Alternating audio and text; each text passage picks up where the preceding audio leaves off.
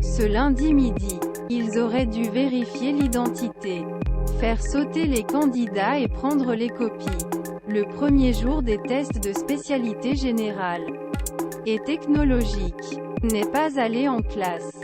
C'est notre façon d'agir pour protester contre la réforme des pensions, a déclaré Morgane, professeur d'anglais dans ce lycée de Vaux-en-Velin, près de Lyon. Les parents de nos élèves d'horizon populaire sont les premiers touchés par cette réforme injuste, insiste-t-elle. De nouvelles actions sont déjà prévues mardi et jeudi. Une grève, pas un blocage, un peu d'excitation. Fausse joie pour certaines questions et de nombreuses questions. Ce n'est pas un blocage mais une grève, se souvient David, professeur spécialité numérique et d'informatique. N'a rien, a répondu le professeur, déçu.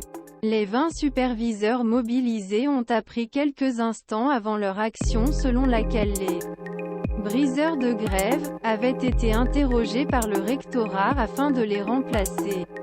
Ils ont donc assuré la bonne résistance des tests.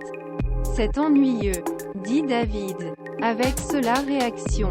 Le recteur attaque notre droit de frapper et en outre, il utilise le personnel administratif qui n'a rien à voir avec l'enseignement pour surveiller les étudiants. Plus de 270 candidats ont été convoqués.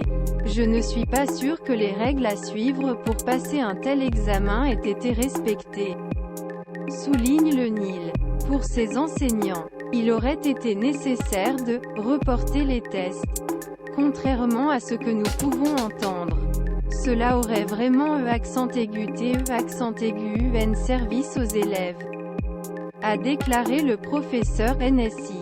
Les étudiants auraient aimé un report des tests. Je soutiens complètement les enseignants, dit Elias Mouni et Mathieu, 17 et 18 ans, même s'ils partagent leurs préoccupations concernant les pensions. Leur principale préoccupation, c'est l'examen à passer. J'aurais vraiment aimé que ce soit reporté, dit Asmaa. C'est tôt, il y a trop de travail, de stress. Yasmine approuve, ces sujets comptent pour le bac mais surtout pour Parcoursup.